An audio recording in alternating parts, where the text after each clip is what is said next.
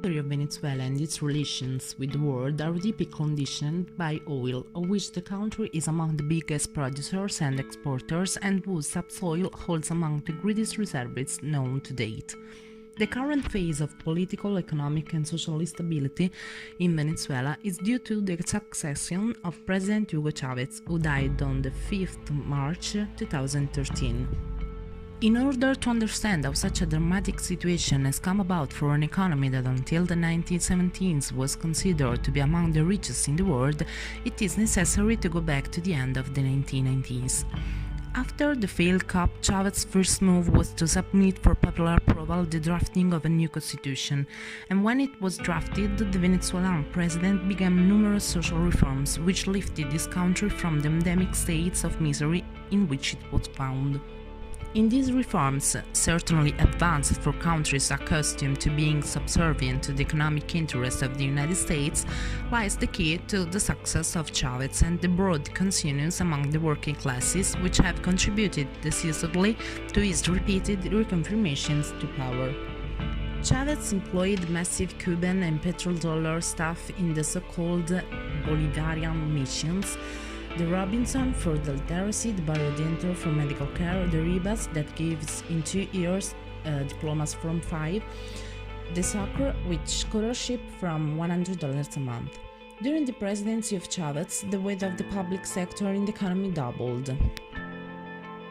But the first sign that the situation of the economy was plummeting dates back to October 26, 2014, when the first Algerian oil tanker with 2 million barrels of crude oil on board arrived. Then the Venezuelan government tried to pass over in silence that for the first time in history the country was importing oil.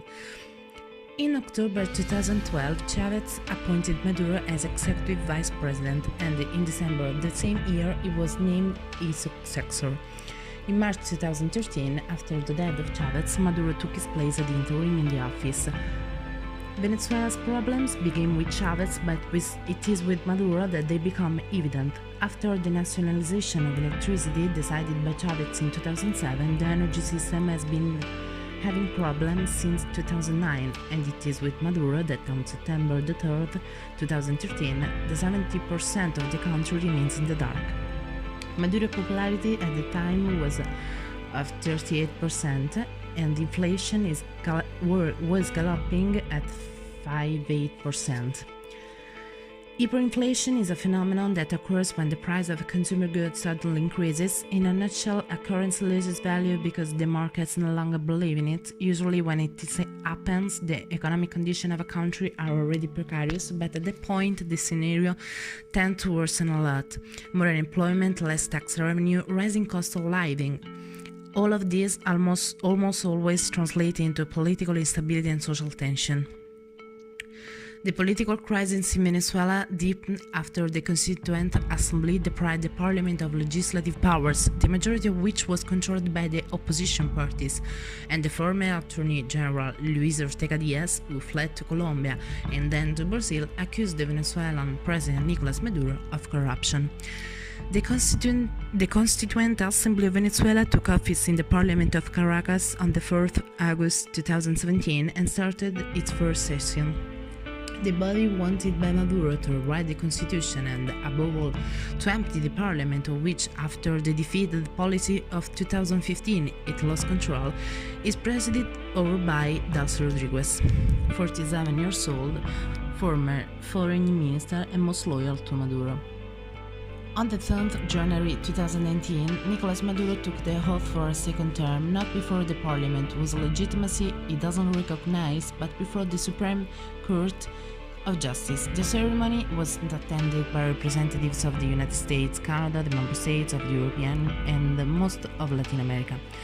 On the 21 January 2019, the Supreme Court of Justice opened a criminal investigation against the members of the National Assembly on charges of usurping the prerogatives of President Maduro and declaring null and void all acts issued from 2016 to 2019. In the latest report on UNICEF humanitarian intervention, Venezuela has entered among the 59 states where the situation of children is considered an emergency.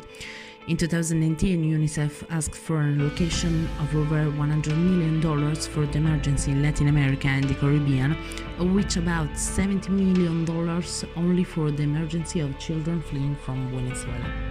The serious economic situation has had a very strong impact on society. The rate of crime and violence has increased dramatically in recent years. Venezuela is now the most violent country in Latin America. Recently, the characteristics of crime have also changed. The main objective of the robberies is no longer money, which no longer has almost any value, but consumer goods. Moreover, while before the violence was mainly concentrated in larger cities, now it is expanded throughout the country and especially in rural areas where there are agri-food products. In this climate of great insecurity, murders by military and police forces are on the rise, accounting for more than 30% of the total. It is also impossible not to mention the strong growth in immigration. To date, there are 3 million Venezuelan migrants in the world, about a tenth of the total population of the country. Colombia and Peru are the countries that have welcomed the largest number of people, respectively 1 million and 500,000. Neither of them, however, has the structures to manage these flows, and the risk of an humanitarian crisis is very high.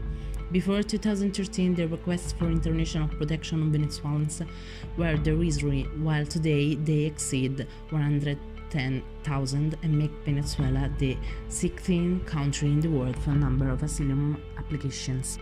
The surpassing of the economic crisis into institutional crisis is a sign that something must change for the sake of the Venezuelans.